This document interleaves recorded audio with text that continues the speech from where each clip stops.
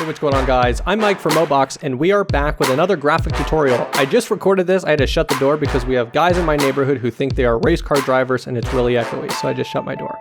But anyways, we're back in After Effects for the first time in a long time.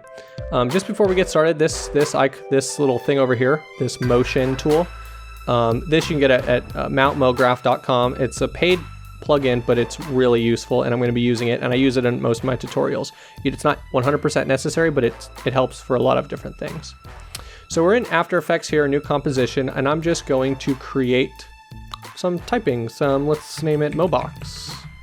And that font and everything looks perfect. I'm just going to center up the center axis point, or whatever you want to call that. You could press Y on the keyboard and drag it there, or you could use the tool. Now I'm going to go to Align and center it up. If you don't have Align, go to Windows and click this here, Align, and you'll have it. It's in stock After Effects. So I'm just going to make it fit. And now I'm going to duplicate this layer, Control D. Next up, I'm going to create a rectangle. Maybe that size looks about right. You don't want it to cover the whole text necessarily, but you could always mess with it later. Again, I'm going to use my tool to center up the anchor point and make sure it's centered. I'm going to duplicate this layer now, Control D. This time, actually, what I want for both of these layers, I want the anchor point to actually be on this right side. It'll make it a little bit easier. But now, for my second shape, I'm just going to drag it and make it longer. I'm also going to change the color so you could see the differential in colors. Not like the color matters, you won't actually be seeing them, but just to, it's good to have a little bit of difference. So I want to layer these over about just like that. And so next up, what we want to do is we want to drag the bottom one over the bottom Mobox and the top one over the top Mobox. Come here to Mobox and click Alpha Matte, and under this Mobox, go also to Alpha Matte. So now what you have is something that looks like this, but as these shape layers move, you can see that it takes away the Mobox. Select these two shape layers and press P on the keyboard. Okay, so what you're going to want to do now is I actually have these accidentally flipped. So I want this shape layer on top of Mobox 2 and this shape layer on top of the original Mobox. It's a small shape layer over the top one, the big shape layer over the bottom one. Now we're going to create some keyframes. So I'm just over here at like 10 frames, and I'm going to select the position keyframe. Selecting both of the boxes, holding Control, I'm going to then hold Shift and drag these off screen. Then I'm going to go to about maybe 2 seconds and 20 frames, selecting both of these by holding Control and holding Shift and dragging these all the way over. So now what we have is we have this, the small shape layer is completely past it, and the big shape layer is completely on the Moboxes. So when you deselect this Mobox, what you have is you have something that looks like this. And that's exactly what you want. So selecting this top shape layer in the top Mobox, Control Shift C, we just created a new composition. It basically just bundles these together, and I'm going to name this Blur. Just for no reason, it's kind of just my own personal thing. So inside this composition now, we have something that looks like this. To make my life a little bit easier for later, I'm just going to select Enable Motion Blur and select it for both of these, and actually do the same for this. So now you'll have a little bit of motion blur. Next up, what I want to do is I want to now start to add some effects. Now, Turbulent Displace, it was already popped up because I had tested this previous, but if you don't have it, just go to Effects and Presets and type in Turbulence Displace, and put it over the blur. I'm actually going to just deselect this Mobox so I could see the effect better. What I want to do is I want to maybe mess with the amount, but the big thing is I want to decrease the size and increase the complexity to something that kind of looks like that. So now you have something that kind of looks like that. And then after the effect goes about to the middle point, what I'm going to do is I'm going to create a size keyframe, press U on the keyboard so I could see it, and then as it's as it's to the end, we could even do it out to 3 seconds just to be safe. I want to increase the size. So what that kind of does is keep an eye on this back portion. It kind of like gives it a little bit of a kick.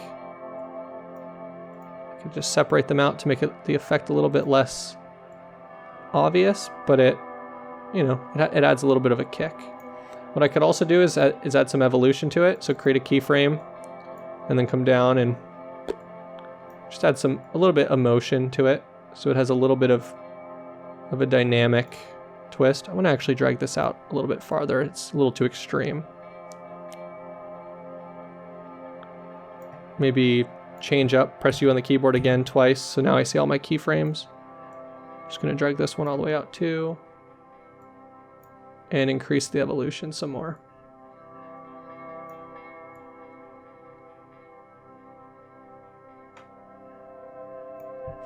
Yeah, I think this size one is a little too extreme. Let's decrease this to like 20. Delete this last keyframe.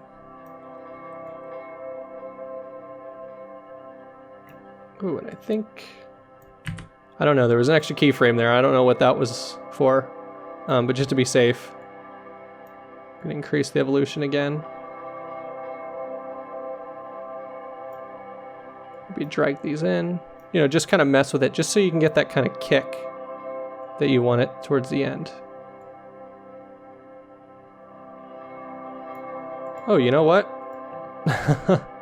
Press J on the keyboard. This needs to actually increase to maybe 30, because the base is 20.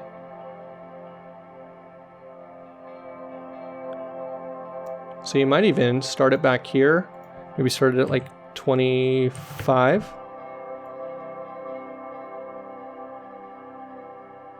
You just got to be careful because you don't want too much of the kick to be kicking out that way. All right, so now you have something that looks kind of like that. Now I could make the bottom O box visible again. And now what you have is something that kind of looks like that.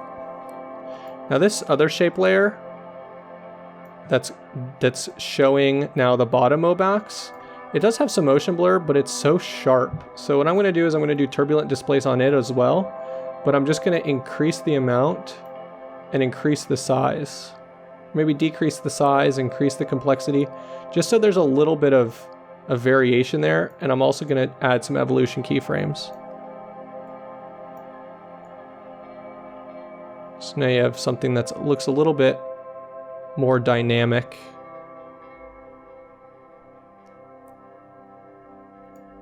So now is when you could actually start manipulating the way this is going to look all the time, right?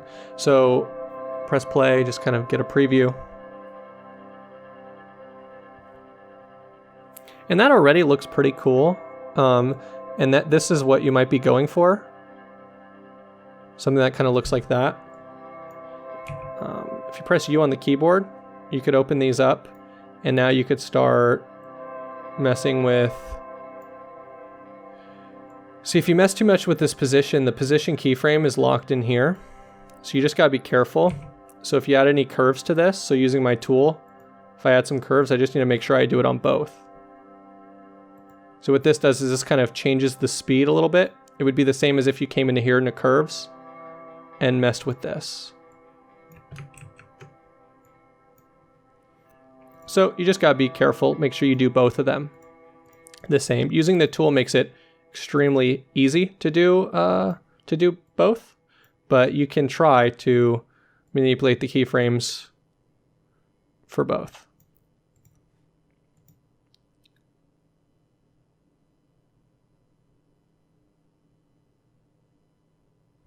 So you have something that kind of looks like that. And you might even want to take these keyframes, these position keyframes, and move them slightly back. So you maybe have something that kind of looks more like that. I think that might be a little too much, but it's got the right idea. So once you're at this point, you could be done if you want. I like to add a little bit more effect. I think that makes it a little bit better when you add more effects to it. So I'm going to create a new composition, or I could just actually select all of these, Control C, Control Shift C, and go to Final Comp.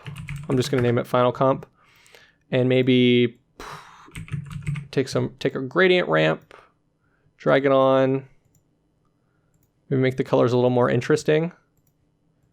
Maybe like a blue. Maybe make it turn into, I don't know, green. It adds just a little bit more variety to the animation itself. You might want to add maybe a glow to it. Change the settings here.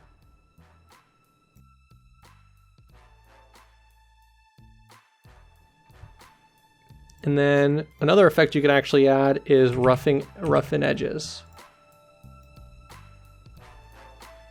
And now you can make it almost like a liquid.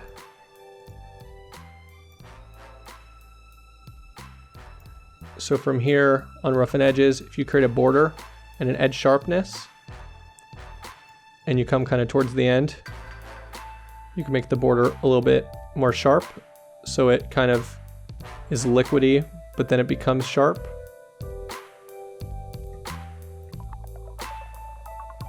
So there you go. I hope this was helpful for you. I hope this tutorial, made sense and helps you learn some different techniques.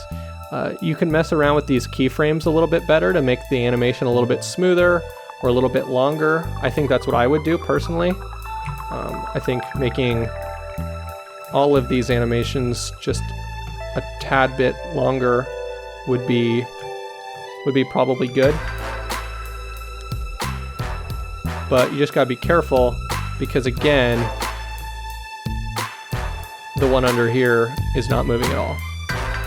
So you just gotta be careful that you don't end up with something that looks like that. But anyways, I hope that this tutorial was helpful for you. If it did, make sure you give it a like, subscribe, and check out some of the other tutorials on this channel. Anyways, guys, it's been Mike. Thanks for watching.